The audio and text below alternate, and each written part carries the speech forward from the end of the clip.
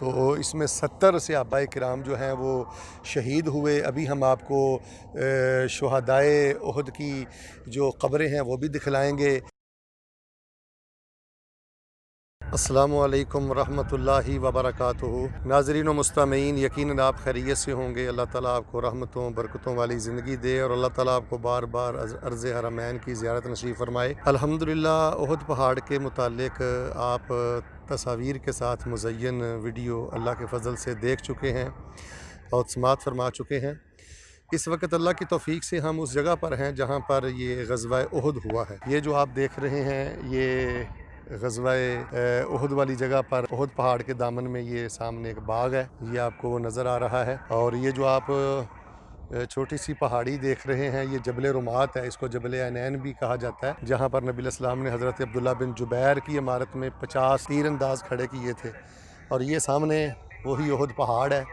یہ ابھی سعودی گورنمنٹ نے مسجد تعمیر کی ہے بڑی خوبصورت، اور یہ سارا احد پہاڑ ہے۔ اور اسی کے دامن میں غزوہ احد جو ہے وہ ہوا ہے۔ اس کو غزوہ احد اسی لیے کہتے ہیں کہ یہ جو جنگ ہے یہ احد پہاڑ کے دامن میں ہوئی۔ 3 ہجری میں رسول اللہ صلی اللہ علیہ وآلہ وسلم نے یہ جنگ لڑی۔ ابو سفیان ابھی مسلمان نہیں ہوئے تھے، کم و بیش 3000 کے لشکر کو لے کر وہ مدینے پر حملہ آور ہوئے، تو مسلمانوں نے احد پہاڑ کے دامن میں ان کا مقابلہ کیا۔ ایک مسلمان جب غزوہ احد پڑھتا ہے تو اس کے جذبات کو جلا ملتی ہے، ایمان کو تازگی ملتی ہے۔ صحابہ کرام نے بہت بڑھ چڑھ کر اس غزوے میں حصہ لیا، اور اللہ تعالیٰ نے منافقین کو بھی ننگا کر دیا۔ عبداللہ بن ابی اپنے ساتھی واپس لے گیا۔ قرآن پاک میں آپ سورہ آل عمران کی 151 نمبر آیت سے جب آگے پڑھیں گے تو وہاں پر یہ غزوہ احد کا ہی تذکرہ ہے۔ ویسے متعدد مقامات پر غزوہ احد کی طرف اشارہ موجود ہے۔ رسول اللہ صلی اللہ علیہ وسلم کے جو ننھے منھے صحابی تھے وہ بھی بڑھ چڑھ کر اس غزوہ میں شریک ہوئے، جن کو چھوٹی عمر کی وجہ سے بدر کے غزوہ میں شریک نہیں کیا گیا تھا۔ معذور صحابہ بھی اس میں شریک ہوئے۔ تو رسول اللہ صلی اللہ علیہ وآلہ وسلم کے صحابہ کے جذبات دیکھنے والے ہیں۔ کہیں حضرت انس بن نضر نظر آتے ہیں کہ جو فرمایا کرتے تھے کہ احد پہاڑ کے دامن سے مجھے جنت کی خوشبو آ رہی ہے۔ حضرت انس بیان کرتے ہیں میرا چچا انس بن نضر، انہوں نے حضرت سعد کو کہا کہ مجھے اس دامن سے خوشبو آ رہی ہے جنت کی۔ تو بہر صورت صحابہ کرام رضوان اللہ علیہ مجمعین نے بڑے ولولے اور جذبے کے ساتھ یہ جنگ لڑی، اور 70 کے قریب صحابہ اس غزوہ میں شہید ہوئے۔ نبی علیہ السلام کے چچا حمزہ بن عبد المطلب، مصعب بن عمیر، عبداللہ بن جحش، عبداللہ بن جبیر، اور حضرت جابر کے والد حضرت عبداللہ، اور اسی طرح عمر بن جموع، اسی طرح غسیل الملائکہ حضرت حنظلہ، عمر بن جموع کے بیٹے خلاد، 70 بڑے اشراف صحابہ اس معرکہ میں شہید ہوئے۔ اور وہ بہت زیادہ غم کی گھڑی تھی جب 70 صحابہ کی میتیں پڑی ہوئی تھیں، اور ان کی عورتیں بیوہ ہوئیں، بچے یتیم ہوئے، اور حالت یہ تھی کہ کفن دفن کے بھی انتظام پورے نہیں تھے۔ ایک ایک چادر میں 2 کو، 3 کو، اور ایک قبر میں 2 صحابہ کو لحد میں اتارا گیا۔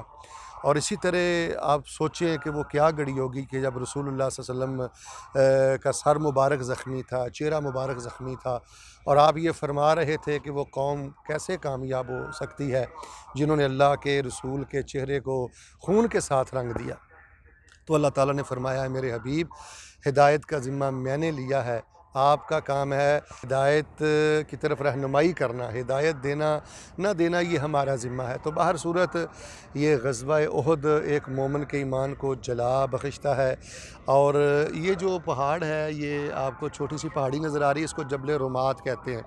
یہاں پر نبی علیہ السلام نے 50 کے قریب صحابہ کو حضرت عبداللہ بن جبیر کی عمارت میں کھڑا کیا تھا۔ وہ تیر انداز تھے، اور فرمایا تھا کہ پرندے ہمارے اگر جسم نوچ بھی لیں تو آپ نے یہ درہ نہیں چھوڑنا۔ لیکن وہ صحابہ سمجھے کہ مسلمانوں کو فتح ہو گئی ہے، انہوں نے درہ چھوڑ دیا۔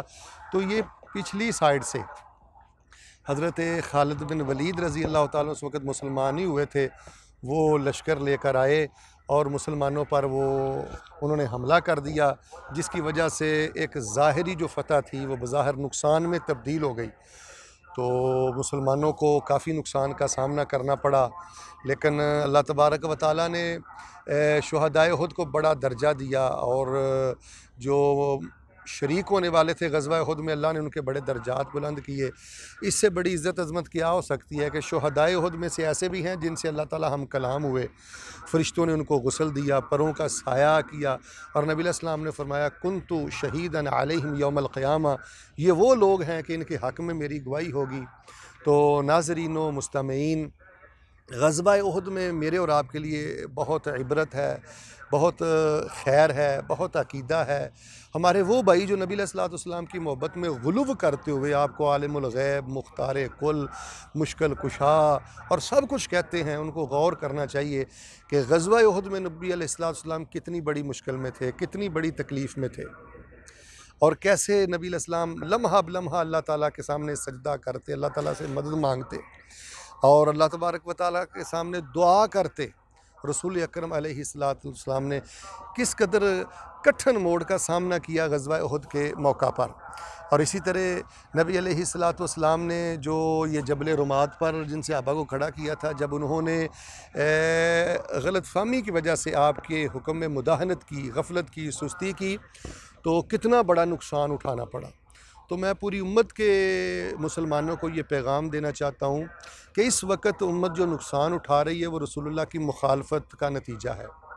جعل الذل والصغار علی من خالف امری، رسول اللہ کے امر کی مخالفت کر کے نہ ہم غلبہ پا سکتے ہیں، نہ ہم عزت پا سکتے ہیں۔ اور غزوہ احد سے یہ بھی پتہ چلتا ہے کہ نقصان ہو جائے بظاہر بہت زیادہ تو اس میں بھی ہمت شکستہ نہیں ہونا چاہیے، حوصلہ نہیں ہارنا چاہیے۔ ایک مومن کو اللہ تعالیٰ سے پر امید رہنا چاہیے، اللہ تعالیٰ سے اچھی امید رکھنی چاہیے۔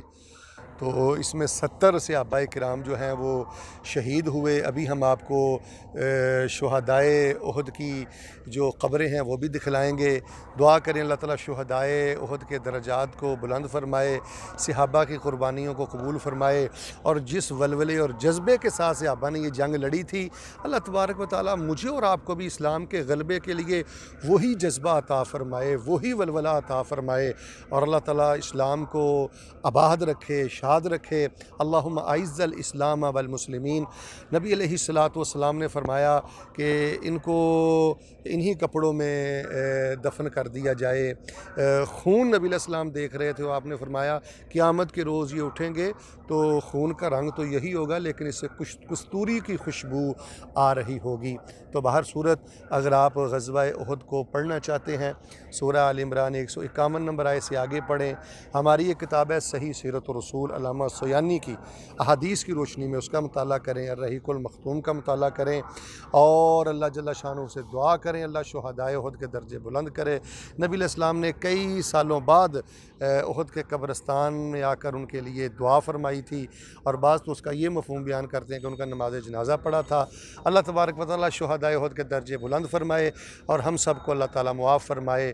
اور یہاں آخری ایک بات ذہن میں رکھ لیں، جب نبی علیہ السلام کے لشکر پر، صحابہ پر قریش مکہ کا غلبہ ہوا تو وہ یہ سمجھے کہ نعوذ باللہ اللہ کے رسول شہید ہو گئے ہیں۔ بلند آواز سے کہا گیا افیکم محمد، افیکم ابو بکر، افیکم عمر، یعنی وہ پرانے کافر بھی جانتے تھے کہ پہلا درجہ رسول اللہ کا ہے، پھر درجہ سیدنا ابو بکر کا ہے، پھر درجہ سیدنا عمر کا ہے۔ اسی ترتیب کے ساتھ انہوں نے مخاطب کیا، اور پھر قرآن پاک میں واضح اعلان کر دیا کہ جو بگدڑ مچی، اور اس بگدڑ میں جو صحابہ کرام رضوان اللہ علیہم اجمعین بظاہر ہمت شکستہ ہوئے، اللہ پاک نے ان کو بھی معاف کر دیا، اور نبی علیہ السلام کو فرمایا واعف عنہم واستغفر لہم۔ ایک ٹولہ ہے جو انتہا کو پہنچ چکا ہے، اس کا کام ہی دن رات یہ ہے کہ صحابہ پہ تبرہ کرنا، صحابہ کی بگڑی اچھالنا، جن کو اللہ نے قرآن کی آیتوں میں بخش دیا لیکن وہ ظالم آج تک صحابہ کو نہیں بخش رہے۔ اللہ تعالیٰ سب کے درجات بلند فرمائے، اور ہمیں شہدائے احد کے ساتھ اپنی جنت نصیب فرمائے، آمین ثم